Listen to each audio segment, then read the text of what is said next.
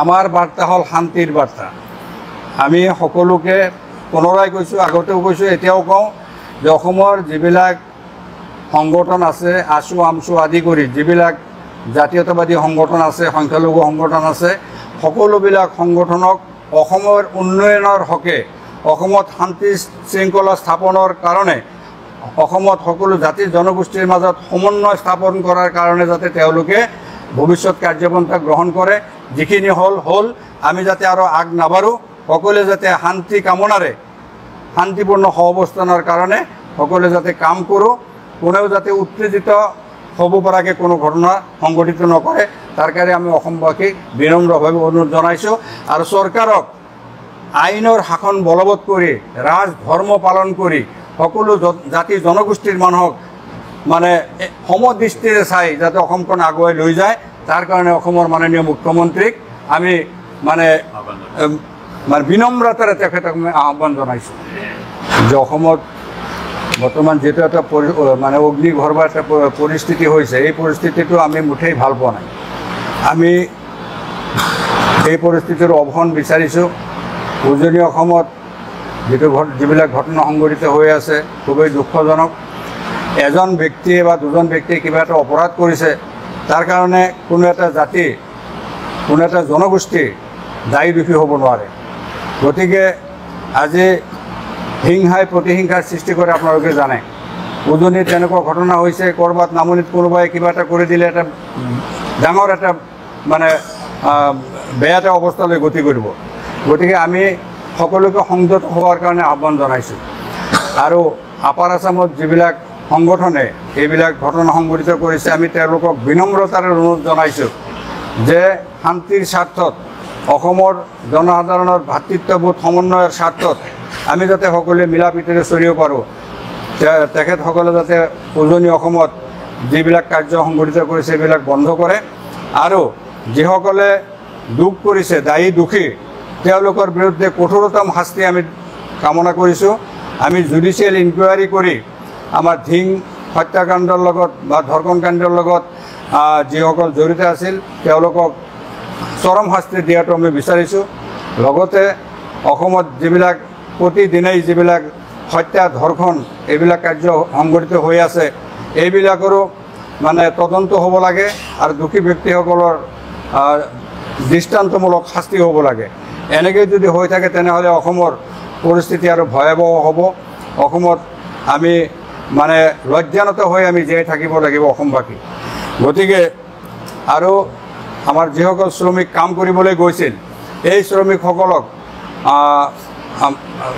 যিজন আমাৰ বিজেপিৰ সভাপতি ময়ূৰ বৰগোহাঁই, তেওঁ তেওঁৰ সতীৰ্থসকলক লৈ এই মানুহখিনিক ৰাতি 10:30 বজাত 24 তাৰিখে গৈ পেলাই আক্ৰমণ কৰি যেনেকৈ বৰ্বৰভাৱে মাৰপিট কৰি তেওঁলোকক মানে পিঠি ফালি দিছে, তেওঁলোকে তাৰ পৰা কোনোমতে জীৱনটো লৈ পলাই আহিছে। এই ক্ষেত্ৰত ময়ূৰ বৰগোহাঁই যিহেতু এজন চৰকাৰী পক্ষৰ মানুহ, তেওঁৰ বিৰুদ্ধে প্ৰশাসন কঠোৰ এতিয়ালৈ হোৱা নাই। আমি দাবী কৰিছোঁ যে তেওঁ যিবিলাক ঘটনা সংঘটিত কৰিছে আৰু তেওঁ কি কৰিছে, এই আমাৰ শ্ৰমিকসকলৰ যিখিনি ন্যায্য প্ৰাপ্য, তেওঁ স্কিল ডেভেলপমেণ্ট প্ৰজেক্টৰ এটা কামত শ্ৰমিকসকলক লগাইছিল, সেই টকাখিনি অনাদায় হৈ আছে। গতিকে এই টকাখিনি যাতে দিবলগীয়া নহয়, তাৰ কাৰণে তেওঁ এই আপাৰ আছামৰ ঘটনাৰ লগত সুৰ মিলাই এই ঘটনাটো সংঘটিত কৰিছে। গতিকে তেওঁক অতি শীঘ্ৰে আটক কৰিব লাগে আৰু দৃষ্টান্তমূলক শাস্তি তেওঁক দিব লাগে বুলি আমি আজিৰ এই প্ৰেছ মিটৰ জৰিয়তে আহ্বান জনাইছোঁ। আছে অসমত যিহেতু এখন গণতান্ত্ৰিকভাৱে নিৰ্বাচিত চৰকাৰ আছে, ইচ্ছা কৰিলে তেওঁলোকে এইবিলাক কণ্ট্ৰল কৰিব পাৰে, কিন্তু কিয় বা কণ্ট্ৰল হোৱা নাই বা উজনিত এনেকুৱা ঘটনা কেলেই বা সংঘটিত হৈ আছে। সেইদিনা দেখা পালোঁ এই চিপাঝাৰত মানে মুছলিম সম্প্ৰদায়ৰ মানুহক তেওঁলোকে চব্জি বিক্ৰী কৰিবলৈ দিয়া নাই। আৰু এইফালে আমাৰ দৰং ওদালগুৰিৰ পৰা হুংকাৰ দি আছে যে মিয়া হাটাও ইয়াত মিয়া থাকিবলৈ দিয়া নহয়। এইবিলাক কাৰ্য যিসকলে কৰে, চৰকাৰ বা প্ৰশাসনে তেওঁলোকৰ বিৰুদ্ধে উপযুক্ত ব্যৱস্থা যদি গ্ৰহণ কৰে, দুই এটা ঠাইত তেওঁলোকে যদি শাস্তিমূলক ব্যৱস্থা দিয়ে, তেনেহ'লেতো আৰু ঘটনা সংঘটিত নহয়। গতিকে ইয়াত আছে কিছু ৰাজনৈতিক কথাও জড়িত আছে। আমাৰ নেতাসকলৰ ক্ষমতাৰ কথাও ইয়াত জড়িত হৈ আছে। গতিকে আমি সেইবিলাক কথাত আজি বেছি সোমাব খোজা নাই। যোৱাকালি আমাৰ এটা সাংগঠনিক কি ক'লে না, এই ক্ষেত্ৰত আমি যিহেতু সামাজিক অনুষ্ঠান কেইটামান আমি ইমান গধুৰ দায়িত্ব ল'ব খোজা নাই। কিন্তু আমি এটা কথাই অনুৰোধ কৰিব বিচাৰিছোঁ যে অসমৰ সদৌ অসম ছাত্ৰ সন্থা, সদৌ অসম সংখ্যালঘু ছাত্ৰ ইউনিয়ন আৰু উজনি নামনিৰ যিবিলাক সংগঠন আছে, গোটেইবিলাক সংগঠনে এটা শান্তিপূৰ্ণ এটা পৰিৱেশৰ সৃষ্টি কৰিব লাগে। কোনো সংগঠনৰ তৰফৰ পৰা বা কোনো ব্যক্তিৰ তৰফৰ পৰা যাতে কোনো জাতি জনগোষ্ঠীক মানে ঘাইল কৰি কোনো ধৰণৰ এটা উত্তেজনা সৃষ্টিকাৰী কোনো বক্তব্য নাৰাখে। বা কিছুমানে ছ'চিয়েল মিডিয়াত কিছুমান যুৱক আছে, সেইবিলাক যুৱক আমাৰো আছে, তেওঁলোকে চেঙেলীয়া কিছু যুৱক আছে, তেওঁলোকৰ বুদ্ধিবৃত্তিৰ মানে খুব নাই, এনেই মানে নিজৰ অলপ দাদাগিৰি টাইপৰ কথা বাৰ্তা কৈ ভাল পায়, তেওঁলোকেও তেনেকুৱা হৈছে, তেনেকুৱা কিছুমান উক্তি দিয়ে ছ'চিয়েল মিডিয়াত। তাৰ পৰিণতি কি হ'ব সেইবিলাক চিন্তা নকৰে। গতিকে আমি সেইকাৰণে সকলোকে আহ্বান জনাইছোঁ, সংখ্যালঘু সংখ্যাগুৰু, অসমীয়া অনা অসমীয়া, বড়ো অনা বড়ো, সকলো জাতি জনগোষ্ঠীৰ মানুহক আমি আহ্বান জনাইছোঁ যে এই মুহূৰ্তত আমি অধিক ধৈৰ্য ধাৰণ কৰিব লাগে, আমি সহিষ্ণুতা প্ৰদৰ্শন কৰিব লাগে। আৰু আমাৰ সাতাম পুৰুষীয়া যি অসমৰ ঐক্য সংহতি আছে, আমি এইটো বজাই ৰখাৰ কাৰণে সকলো চেষ্টা কৰিব লাগে।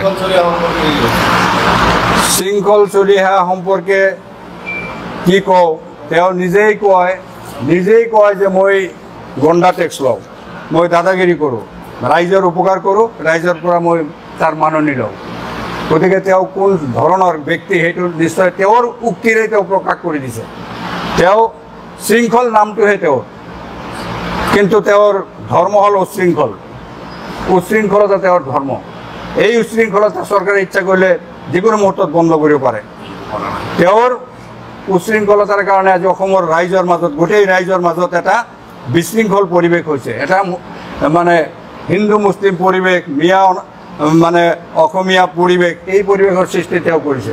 আমি আহ্বান ৰাখিছোঁ তেওঁক, মানে তেওঁৰ বিবেকৰ প্ৰাধান্য দি পেলাই তেওঁ যাতে এইবিলাক কাৰ্য বন্ধ কৰে আৰু চৰকাৰো যাতে এই ক্ষেত্ৰত হস্তক্ষেপ কৰে।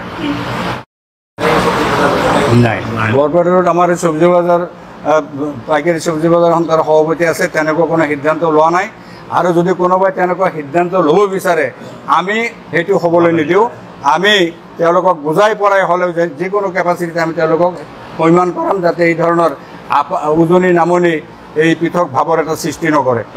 গতিকে এইবিলাক হঠকাৰী সিদ্ধান্ত এইবিলাকত আমি নাই, আমি ইয়াৰ বিৰোধিতা কৰোঁ। আমাৰ সৰ্বশেষ কথা হ'ল যে আমি শান্তি বিচাৰোঁ, আমি উশৃংখল ভাল নাপাওঁ। আমি অসমত সকলো জাতি জনগোষ্ঠী শান্তিপূৰ্ণ সহাৱস্থান কৰিব বিচাৰোঁ, ভাতৃত্ববোধ বিচাৰোঁ, সমন্বয় বিচাৰোঁ। স্বৰ্গদেউ চুকাফাই সকলো জাতি জনগোষ্ঠীৰ মানুহক একত্ৰিত কৰি বৃহত্তৰ অসম গঢ়িছিল। আমি ইয়াত ভাঙোন লগাৰ পক্ষত নহয়, আমি নিজে অসমীয়া হৈছোঁ। আমাৰ যিসকলক মিয়া বুলি কোৱা হয়, যোৱাকালি মুখ্যমন্ত্ৰীয়ে কৈছে যে অহাকালিৰ পৰা মই আৰু মিয়া বুলি নকওঁ, আপোনালোকে মিয়া বুলি ক'লে যে দুখ পায়, এইটো মই আগত জনা নাছিলোঁ। আমি আচলতে এই মিয়া বুলি তুচ্ছ তাচ্ছিল্য, মিয়া এটা সন্মানীয় শব্দ। মিয়া মানে কি মহাশয়, কিন্তু ইয়াত অসমত ব্যৱহৃত হয় মিয়া মানে এটা তুচ্ছ জাতি, তুচ্ছ তাচ্ছিল্য কৰি ব্যৱহাৰ হয়। এই তুচ্ছ তাচ্ছিল্য টাইটেল আমি গ্ৰহণ নকৰোঁ। আমি পূৰ্ববংগীয় মূলৰ অসমীয়া মুছলমান, অসমৰ ভাষা সংস্কৃতি আমি গ্ৰহণ কৰিছোঁ। অসমৰ খাদ্য আন্দোলন, মাধ্যম আন্দোলন, যিমান আন্দোলন আছে চব আন্দোলনত আমি অৱদান ৰাখিছোঁ। আমি অসমৰ ভাষা সংস্কৃতিৰ লগত আমাৰ এই পূৰ্বপুৰুষৰ পৰাই আমি চব বিলীন গৈছোঁ। গতিকে এই মিয়া টাইটেল আমাক নালাগে। আমি পূৰ্ববংগীয় মূলৰ অসমীয়া মুছলমান হিচাপে নিজকে দাবী কৰিম আৰু ভৱিষ্যতে এইটো লৈ আমাৰ ইণ্টেলেকচুৱেলসকলৰ মাজত এটা আলোচনা হৈ আমি এটা সৰ্বসন্মত সিদ্ধান্ত আমি গ্ৰহণ কৰিম।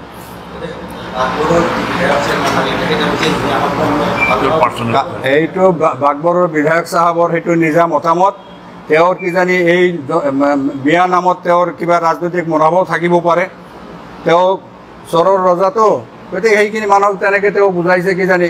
গতিকে তেওঁৰ সিদ্ধান্তই সৰ্বসন্মত সিদ্ধান্ত নহয়। কালি বিধানসভাত ৱাজেদ আলী চৌধুৰীয়ে কৈছে, মুখ্যমন্ত্ৰীৰ বক্তব্যৰ বিপৰীতে তেওঁ কৈছে যে শ্বাৰমান আলীৰ ব্যক্তিগত কথা, তেওঁৰ সিদ্ধান্ত তেওঁৰ সৰ্বসন্মত সিদ্ধান্ত নহয়, এইটো অসমৰ ৰাইজৰ সিদ্ধান্ত নহয়, আমি এই সিদ্ধান্ত নামানো।